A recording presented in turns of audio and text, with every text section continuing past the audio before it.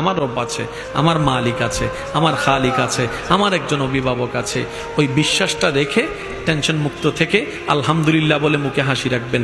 দেখবেন আজকে যে সিচুয়েশনটা আপনার জন্য অকল্যাণকর মনে হয়ে আপনি টেনশন করছেন, হয়তো রব চাইলে ওই অকল্যাণের ভিতর থেকে আরো 10টা কল্যাণের রাস্তা আপনার জন্য আল্লাহ করে দিবেন। টেনশন করে কার কি লাভ হয়েছে, কে কি পরিবর্তন করতে পারছে বলেন? টেনশন করে কোনো লস ছাড়া লাভের কোনো সম্ভাবনা।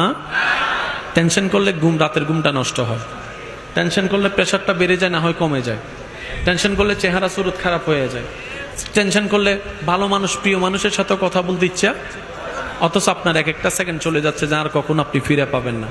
তো সেজন্য টেনশন করে তো কেউ কোনো পরিবর্তন হয় নাই, পরিবর্তন করতে পারে না এই সিচুয়েশন। কিন্তু রব্বুল আলামিন চাইলে দিনকে রাত, রাতকে দিন বানাতে পারে কি পারে না? রব্বুল আলামিন চাইলে জীবিতকে মৃত, মৃতকে জীবিত বানাতে চাইলে পারে কি পারে না? রব্বুল আলামিন চাইলে আপনার জীবনের বড় বড় কূপের মতো গর্তগুলোকে ভরাট করে সুন্দর একটা মসৃণ রাস্তা বানাই দিতে চাইলে পারে। ইন্নাল্লাহা আলা কুল্লি শাইইন কাদির। ওই আল্লাহ, ওই রব তো আমাদের আছে। সুতরাং সমস্ত সিচুয়েশনে রবের উপর তাওয়াক্কুল রাখবেন, ভরসা রাখবেন। আমার রব আছে, আমার মালিক আছে, আমার খালিক আছে, আমার একজন অভিভাবক আছে।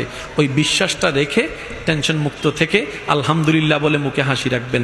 দেখবেন আজকে যে পজিশনটা, যে সিচুয়েশনটা আপনার জন্য অকল্যাণকর মনে হয়ে আপনি টেনশন করছেন, হয়তো রব চাইলে ওই অকল্যাণের ভিতর থেকে আরো 10টা কল্যাণের রাস্তা আপনার জন্য আল্লাহ করে দিবেন। সুবহানাল্লাহ। মনে রাখবেন, রবের উপর ভরসা করে কেউ কখনো ঠকে নাই।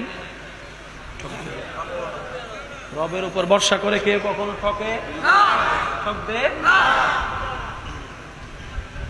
একজন আল্লাহর বান্দা একজন থেকে টাকা কিছু ধার নিছে। কি নিছে ধার? ভাই বলেন না, কি নিছে? তখন ব্যবসা হতো কি গাড়িতে না নৌকায়? তখন ভাই আমি তোর থেকে টাকাটা নিছি, ব্যবসা করে লাভ করলে আমি তোর টাকা তোকে অমুক তারিখ অমুক দিনের ভিতরে আমি টাকা দিয়ে দিব। তো সে বলে যে তুমি যে টাকাটা নিচ্ছ, আমি যে তোমাকে টাকাটা দিব, এটা তো জিম্মাদারি, কি জানে বলে এটাকে, মর্টগেজ নাকি গ্যারান্টি, একটা গ্যারান্টি তো দরকার। ভাই ও বলে যে আমার তো কেউ নাই, তবে আমি আল্লাহকে সাক্ষী রাখছি। সুবহানাল্লাহ জোরে বলি। আমার তো দুনিয়াতে কেউ নাই সাক্ষী রাখার মতো, আমি আল্লাহকে সাক্ষী রাখছি। এই কথাটা শুনে ওনার মনটাও নরম হয়ে গেছে। মনটা নরম হয়ে বলছে, আল্লাহকে সাক্ষী রাখছো, আল্লাহর নাম যেহেতু ধরছে আর কোনো কথা নেই, দাও তোমার দিলাম। যে তারিখে টাকা ফেরত দেওয়ার কথা ওই তারিখে উনি আসতে পারে নাই, নৌকা মিস হয়ে গেছে। তখন উনি কি করলেন জানেন? একটা লাকড়ি নৌকার মতো বানিয়ে সে টাকাটা ওখানে রেখে আল্লাহর ওপর তাওয়াক্কুল করে আল্লাহর নামে ওনার জন্য ছেড়ে দিয়েছেন। একটু জোরে বলি। এবার বলেন, বাতাস কার নিয়ন্ত্রণে? পানি কার নিয়ন্ত্রণে? সমস্ত কিছু কার নিয়ন্ত্রণে? উনি বলে যে আল্লাহ, আমি ওয়াদা করছি তোমার নামে সাক্ষী রেখে, আমি তো পৌঁছাতে পারি নাই, এটাও তোমার একটা হিকমত।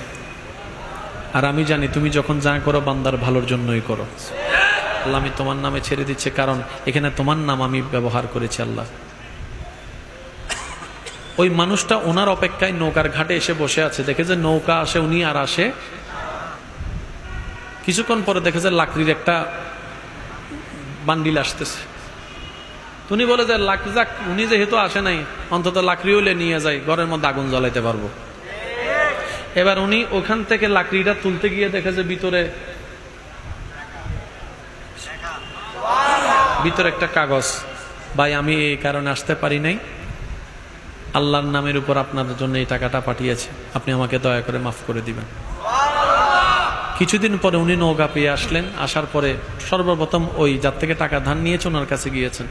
ভাই আমি তো আসতে লেট হয়ে গেছে, ধরেন টাকাটা। আপনি তো টাকা দিয়েছেন, আমি অনেক আগেই পাইছি। কি বলেন? বলে যে হ্যাঁ, যে রবকে জামিনদার রেখেছেন সেই রবেই পানির স্রোত যেদিকে যাক ওই থলেটা আমার পর্যন্ত পৌঁছায় দিয়েছে। সুবহানাল্লাহ। হাজার মানুষ নৌকার পারে থাকলেও সবাই চলে গেল, রব আমাকে যেতে দেয় নাই।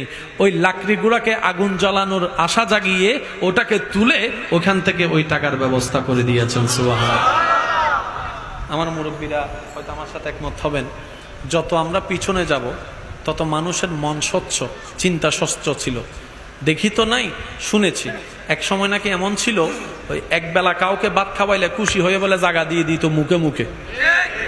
মুরব্বীর একটু আওয়াজ দেন।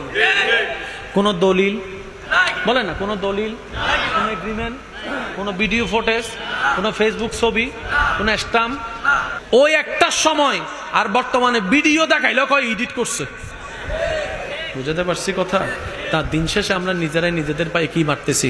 কুরআন মারতেছি। আল্লাহ পাক আমাদের সবাইকে নবীর সুন্নত মোতাবেক জীবন সাজানোর তৌফিক দান করুক। সবাই মিলে বলে না আমি। মসজিদের মিনার থেকে যখনই আওয়াজ আসবে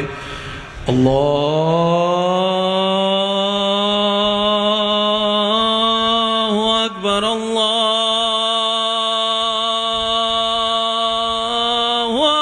আকবার, আমরা মসজিদে যাওয়ার চেষ্টা করব বলি ইনশাআল্লাহ। সর্বোচ্চ চেষ্টা কোথায় যাব? মসজিদে ইনশাআল্লাহ। আর যদি সেটা কোনো কারণে সুযোগ না হয়, ইচ্ছা আছে সুযোগ না, দোকানে, সাইটে, যেখানে। এটা মানে হচ্ছে যে রিজিক আনার হাজিরা দেওয়া। আল্লাহ তুমি দিছো, আমি হাজিরা দিচ্ছি, আরো দিও। আল্লাহ আমাদের সবাইকে কবুল করুক, আমিন। শেষবারের মতো যার যত শক্তি আছে একবার বলেন সুবহানাল্লাহ। হয় না, হয় না, আরো জোরে বলেন সুবহানাল্লাহ। এবার বলেন আলহামদুলিল্লাহ। এবার বলেন লা ইলাহা ইল্লাল্লাহ। এবার সবাই দুই হাত তুলেন, ঈমানি আওয়াজে বলেন আল্লাহু আকবার, আল্লাহু আকবার, লা ইলাহা ইল্লাল্লাহ, মুহাম্মাদুর রাসূলুল্লাহ সাল্লাল্লাহু আলাইহি ওয়াসাল্লাম।